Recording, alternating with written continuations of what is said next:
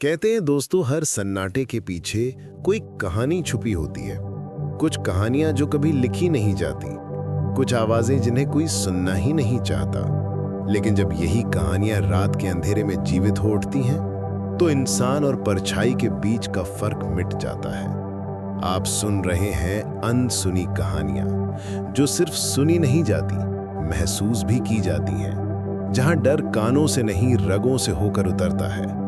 तो अगर हिम्मत है तो आइए चलें सफर पर मेरे साथ। मैं हूं अनजान, आपका दोस्त। और दोस्तों, इस चैनल पर आपको ऐसी ही अनसुनी कहानियां मिलेंगी लगातार, क्योंकि आपका भाई आपके लिए पूरी लगन से मेहनत करता है। आपको बस एक छोटा सा काम करना है, लाइक, शेयर और सब्सक्राइब। मुझे यकीन है आप ये जरूर करेंगे, ताकि मुझे नई नई कहानियां लाने का हौसला और आपकी सांसों में उतरने वाले डर को और गहरा करने की प्रेरणा मिलती रहे। तो चलिए शुरू करते हैं आज की अनसुनी कहानी। कहानी सुनने के बाद कमेंट में जरूर बताएं कि कहानी कैसी लगी, और लाइक, शेयर और सब्सक्राइब करना मत भूलना। घड़ी की सुइयां अचानक थम जाती हैं। 2:03। एक पल का सन्नाटा, इतना गहरा, इतना असहनीय कि आपकी अपनी धड़कनों की आवाज भी उसमें खो जाती है। फिर बिना किसी चेतावनी के, बिना किसी मानवीय हस्तक्षेप के, वे उल्टी दिशा में चलने लगती हैं। टिक टिक की चिर परिचित लयबद्ध आवाज धीमी होकर एक अजीब सी गूंज में बदल जाती है, जैसे कोई पुरानी रिकॉर्डिंग धीमी गति पर चल रही हो, या जैसे कोई अदृश्य शक्ति समय को ही अपने इशारों पर नचा रही हो। कोई संवाद नहीं, कोई स्पष्टीकरण नहीं, बस एक पल का सन्नाटा जो आपकी छाती पर पत्थर की तरह दबता है, आपकी सांसें रोक देता है।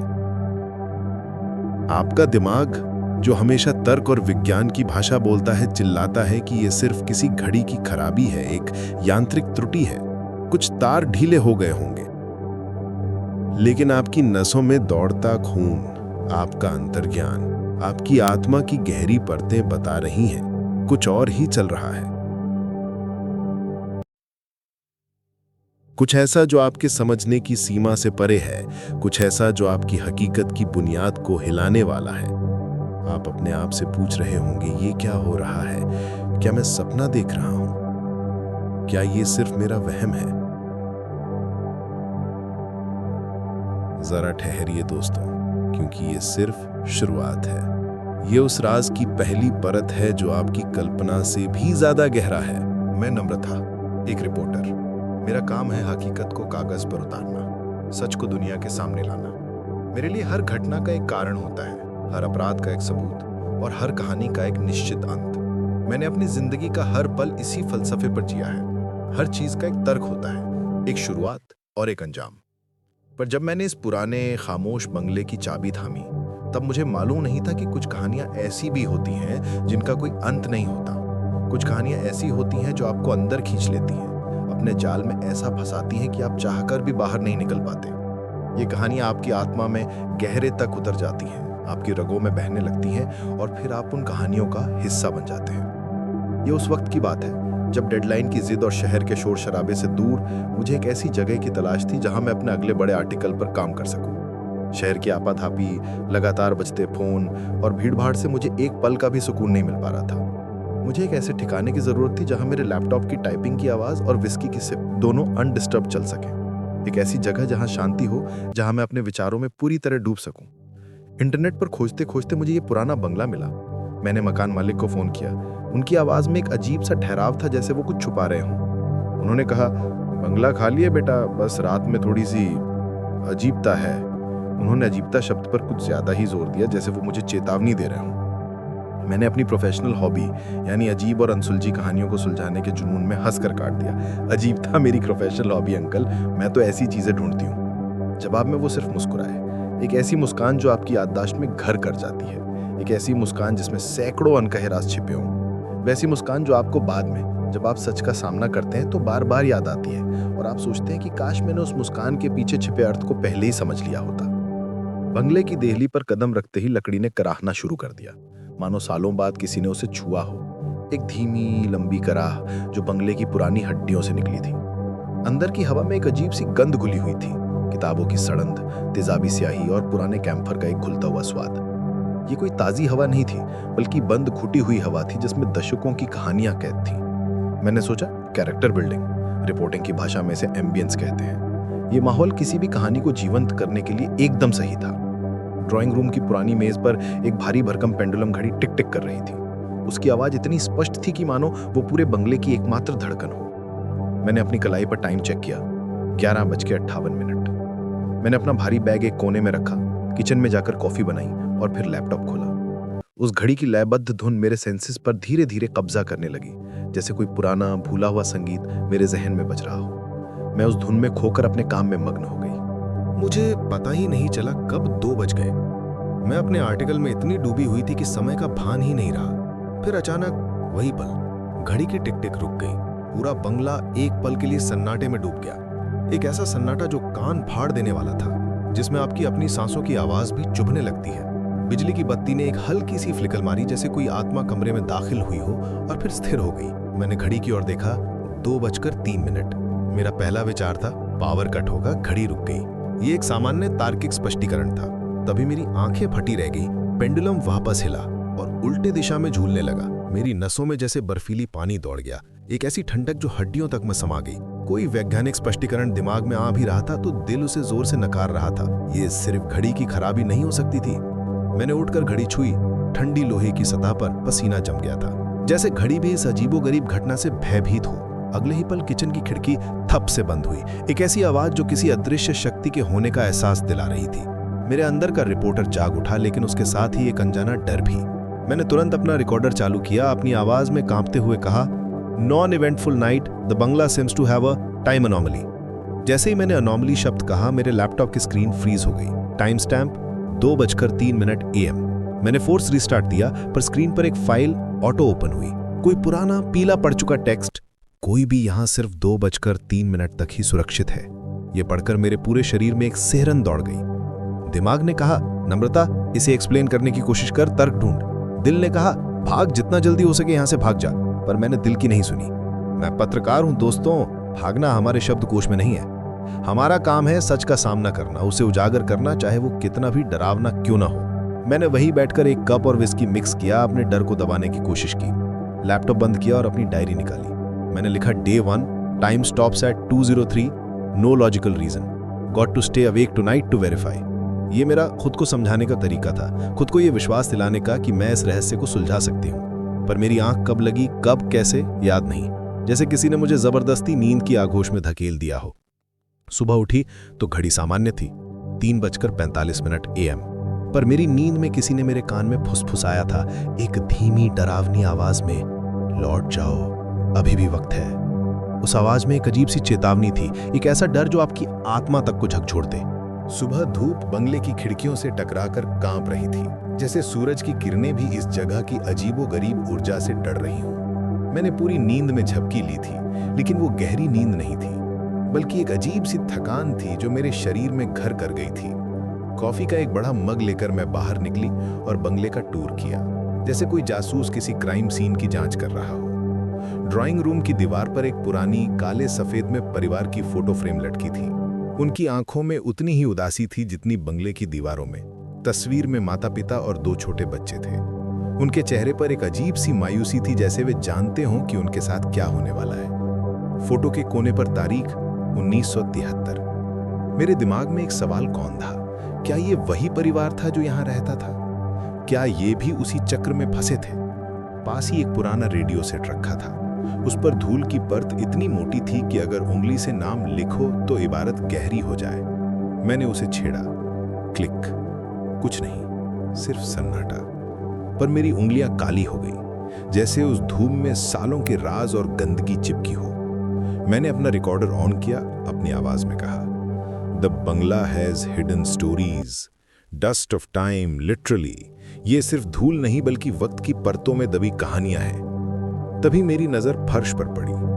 लकड़ी पर गहरी खरोंचें, मानो किसी ने नाखूनों से जोर जोर से खरोंचा हो। ये खरोंचें कोई सामान्य नहीं थी, बल्कि एक पैटर्न में बनी थी, जैसे किसी ने अपनी जान बचाने की आखिरी कोशिश में कोई संदेश लिखा हो। खरोंच बनाती लाइन, 2:03, नो एस्केप। मेरे अंदर का रिपोर्टर पूरी तरह जाग उठा।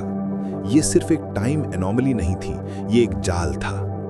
मैंने तुरंत अपने फोन से उसकी फोटो खींची, मापा, लंबाई 8 इंच, गहराई 3 मिलीमीटर। मैंने अपने मेटल रूलर से खरोंच के अंदर टटोला तो कुछ काला चिपका हुआ मिला, शायद पुरानी स्याही, शायद सूखा खून। मेरे मन में एक अजीब सी बेचैनी हुई। क्या ये किसी की आखिरी कोशिश थी, कोई आखिरी संदेश? शाम तक मैंने बंगले की पूरी फाइल बना डाली। हर छोटी बड़ी चीज, हर संदेहजनक निशान, हर अजीबोगरीब घटना को मैंने अपनी डायरी में दर्ज किया। तभी मकान मालिक का फोन आया। उनकी आवाज में एक झिझक थी। बेटा, कल दिन निकालना, मैंने एक अन्य किराएदार को भी भेजा था पर वो वापस भाग आया। उनकी आवाज में एक अजीब सी घबराहट थी।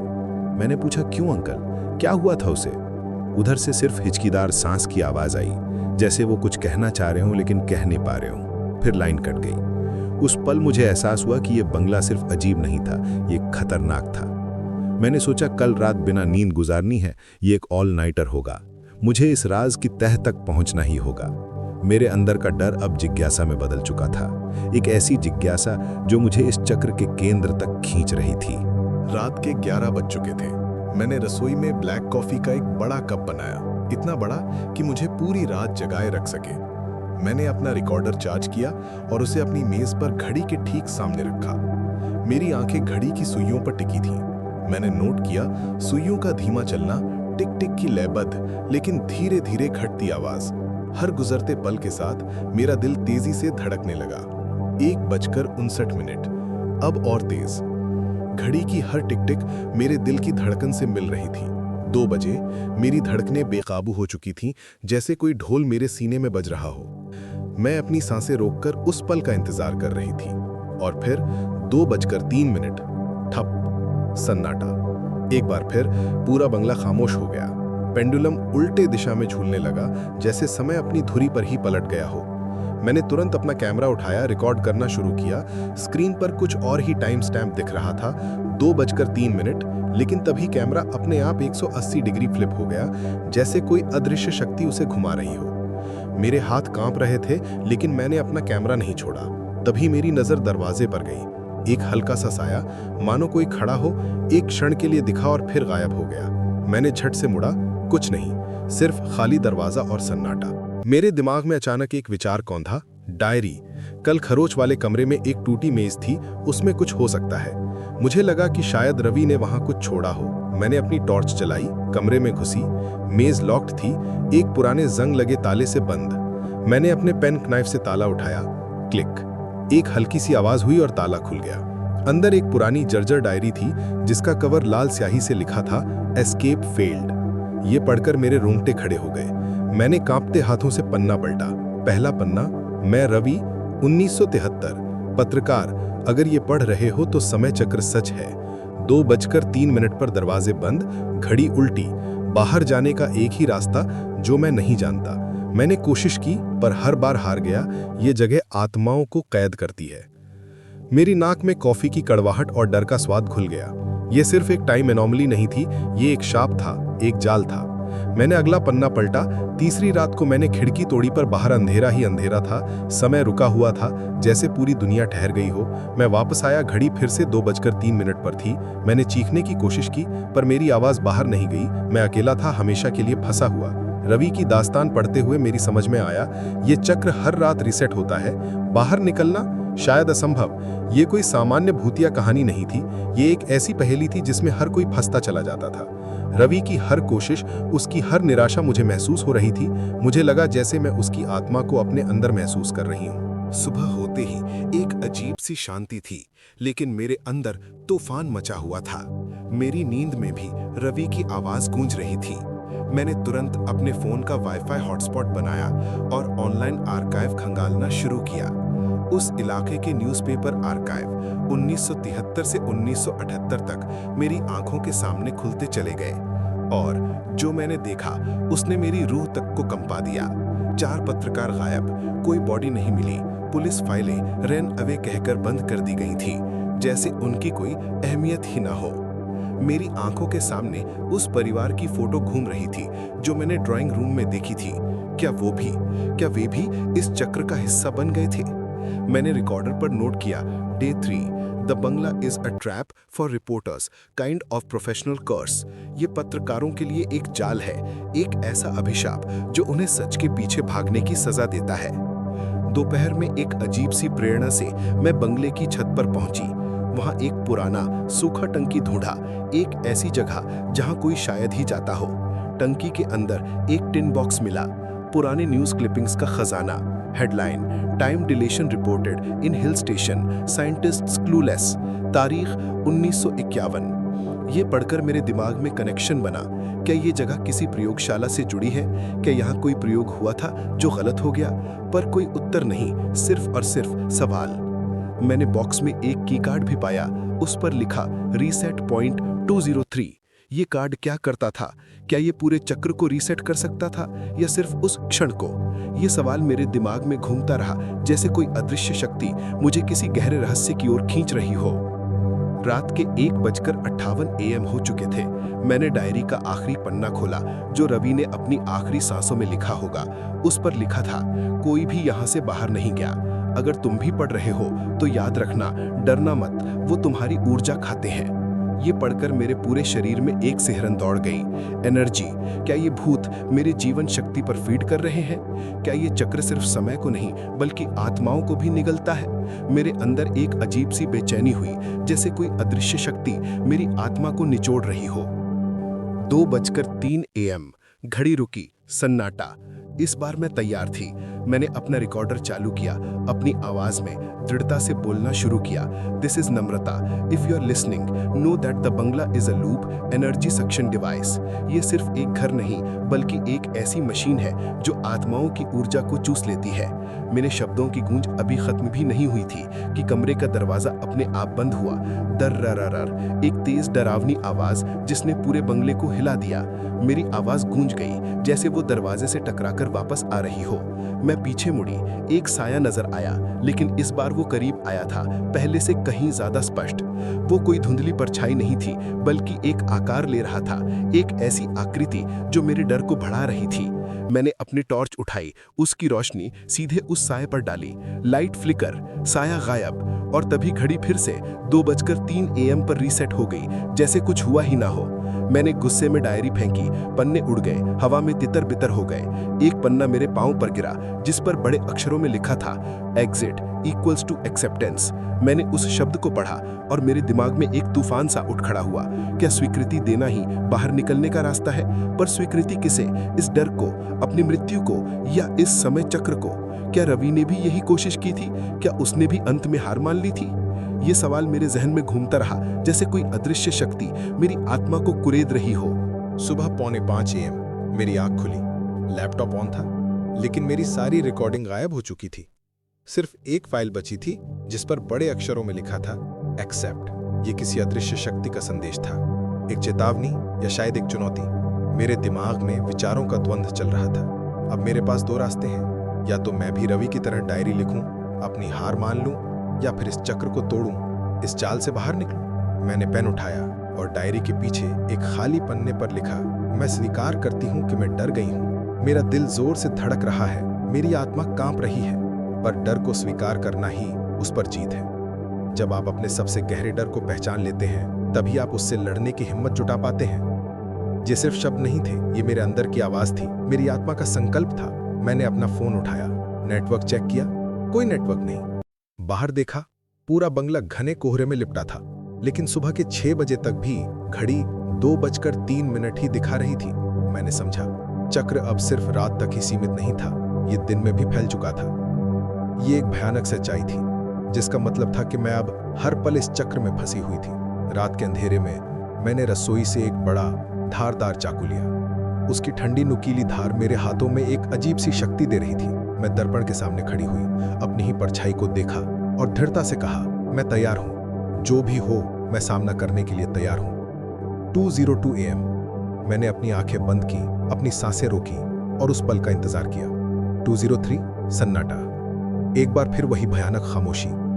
मैंने आंख खोली, दर्पण में मेरी परछाई उल्टी दिशा में खड़ी थी, उसकी आंखें खाली थीं और उसके चेहरे पर एक अजीब सी कुटिल मुस्कान थी। मैंने अपना हाथ हिलाया, उसने हाथ नहीं हिलाया। वो मेरी नकल नहीं कर रही थी, बल्कि मुझसे अलग एक स्वतंत्र अस्तित्व थी। मैंने उससे कहा, मैं स्वीकार करती हूँ कि तुम यहाँ हो, कि तुम शक्तिशाली हो, लेकिन मैं भी खाऊंगी तुम्हारा डर।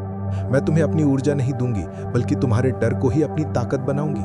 दर्पण में मेरी परछाई ने मुस्कुराया, एक ठंडी, डरावनी मुस्कान, लेकिन मेरे होंठ स्थिर थे। मैंने पूरी ताकत से चाकू दर्पण पर मारा। कांच फटा, हजारों टुकड़ों में बिखर गया। एक तेज कान फाड़ देने वाली आवाज हुई, जैसे कोई पुरानी इमारत ढह गई हो। बाहर से तेज आवाज आई, टिक टिक टिक। घड़ी ने सामान्य दिशा में चलना शुरू किया। मैंने देखा टाइम 2:04। चक्र टूटा। मेरे अंदर एक पल के लिए जीत का एहसास हुआ, पर फिर बिजली गुल हो गई।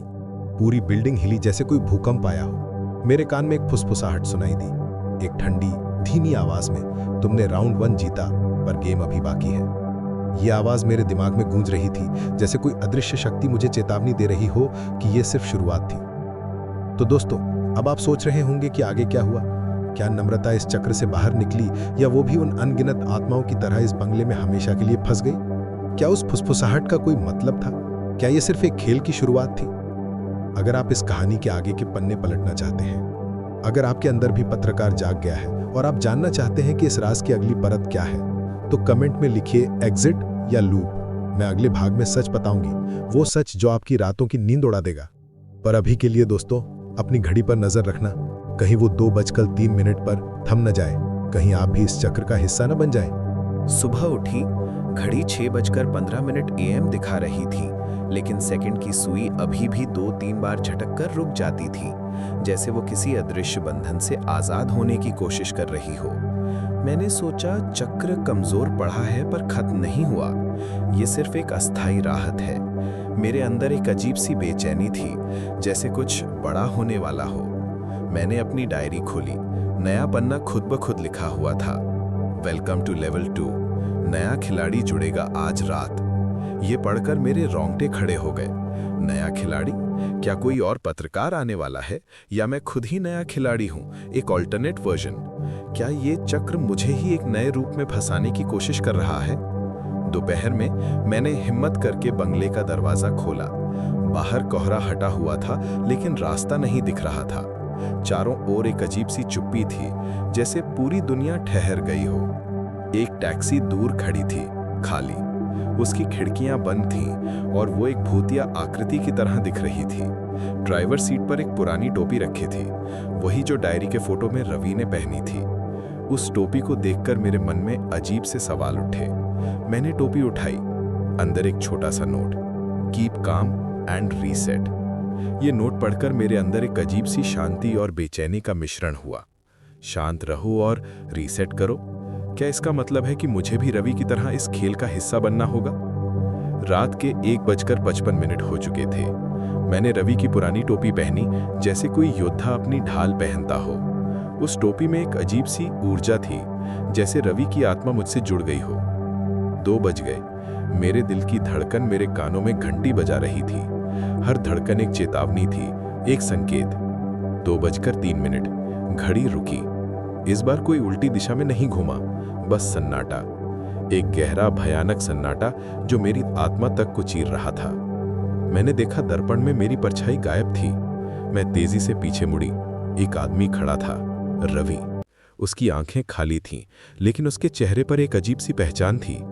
उसने धीमी लेकिन स्पष्ट आवाज में कहा, तुमने टोपी पहन ली, तुम अब गेम की हिस्सा हो, तुम अब इस चक्र में फंस चुकी हो। मैंने उससे पूछा, बाहर कैसे निकलूं? मुझे बताओ रवि, बाहर निकलने का रास्ता क्या है? वो हंसा, एक ठंडी डरावनी हंसी। जब तक कोई नया ना आए, तब तक पुराना नहीं जा सकता। ये इस चक्र का नियम है। मैंने कहा, तो मैं खुद को नया बनाऊं? मैं इस चक्र को अपने तरीके से तोड़ूंगी। वो मुस्कुराया, एक ऐसी मुस्कान जिसमें सालों की पीड़ा और निराशा छिपी थी। कोशिश करो। मैंने दौड़कर घड़ी उठाई, सुइयों को 2:04 पर धकेलने की कोशिश की, पर घड़ी पसीने से फिसल गई, मेरे हाथों से छूटकर जमीन पर गिर गई। रवि गायब हो चुका था, दरवाजा बंद था। टाइम फिर 2:03। उस पल मुझे एहसास हुआ, चक्र को तोड़ने का एक ही तरीका था, खुद को बदलना, अपनी सोच को बदलना, अपने डर को बदलना, ना कि समय को। ये कोई भौतिक लड़ाई नहीं थी, बल्कि एक मानसिक और आत्मिक युद्ध था। तो दोस्तों, अगर आपके अंदर भी पत्रकार जाग गया है और आप जानना चाहते हैं कि नम्रता ने खुद को कैसे बदला, कैसे उसने इस चक्र को तोड़ने का असंभव काम किया, तो सब्सक्राइब करें और बेल आइकन दबाएं। अगले भाग में एक ऐसा ट्विस्ट है जो आपकी घड़ी भी उल्टी घुमा देगा, आपके दिमाग को झकझोर देगा। ये सिर्फ एक कहानी नहीं, ये एक ऐसा अनुभव है जिसे सिर्फ सुना नहीं जा सकता, महसूस किया जा सकता है। सुबह उठी, मेरी आंखों के नीचे गहरे काले घेरे थे, जैसे मैंने सालों से नींद ना ली हो, पर मेरी नजरें चुस्त थीं। उनमें एक नई चमक थी। मैंने दर्पण में देखा, रवि की टोपी मेरी सिर पर थी, पर उसका रंग उड़ गया था, सफेद से धूसर। ये सिर्फ एक टोपी नहीं थी, ये एक प्रतीक थी, एक संकेत कि मैं अब बदल चुकी थी। मैंने सोचा, अगर मैं खुद को बदल दूं, अगर मैं खुद ही नया खिलाड़ी बन जाऊं, अगर मैं इस खेल के नियमों को ही बदल दूं। मैंने टोपी उतारी, उल्टी करके फिर पहनी। दर्पण में मेरी परछाई वापस आई, पर इस बार वो मुस्कुरा रही थी। उसकी मुस्कान में एक अजीब सी दृढ़ता थी, एक आत्मविश्वास था। मैंने हाथ हिलाया, उसने भी हाथ हिलाया। चक्र ने सोचा मैं अंदर हूं, पर मैं बाहर देख रही थी। मैं अब शिकार नहीं, मैं शिकारी बन चुकी थी। मैंने अपनी डायरी खोली, नया पन्ना, लेवल 3, प्लेयर कैन स्वैप। ये पढ़कर मेरे अंदर एक अजीब सी शक्ति का संचार हुआ। अब मैं शिकार नहीं, मैं ऑब्जर्वर हूं। मैं इस खेल को बाहर से देखूंगी, इसके नियमों को समझूंगी और फिर इसे तोड़ूंगी। ये सिर्फ एक रणनीति नहीं, ये एक आत्मिक परिवर्तन था। मुझे एहसास हुआ कि इस चक्र को तोड़ने का एकमात्र तरीका था इसके नियमों को स्वीकार करना, लेकिन फिर उन्हें अपने पक्ष में मोड़ना। रात के 1:50 AM हो चुके थे। मैंने घड़ी को उल्टा कर दिया, उसकी सुइयां 2:05 पर सेट कर दी।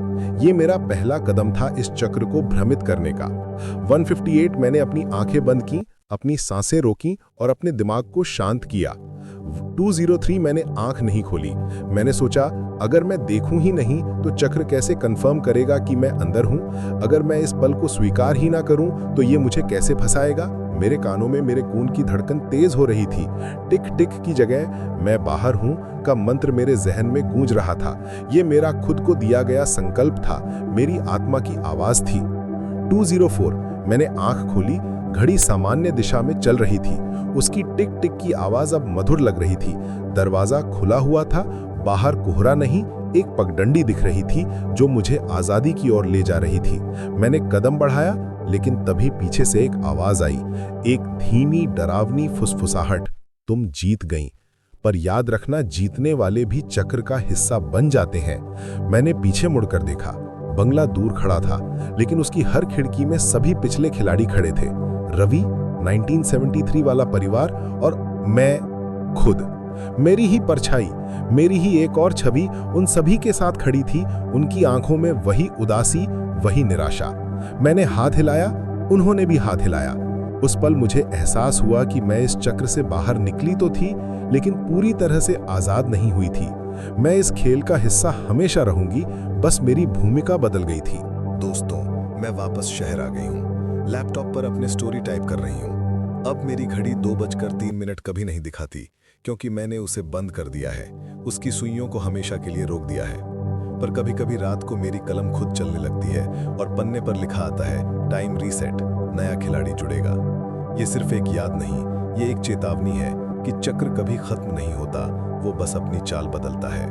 तो अगर आप कभी भी एक पुराने बंगले की चाबी थामे और घड़ी 2:03 पर थम जाए, तो याद रखना दोस्तों, डर को स्वीकार करना ही पहला कदम है। जब आप अपने डर को पहचान लेते हैं, तभी आप उससे लड़ने की हिम्मत जुटा पाते हैं। पर स्वीकार करने के बाद आपका चॉइस है, लूप या एग्जिट।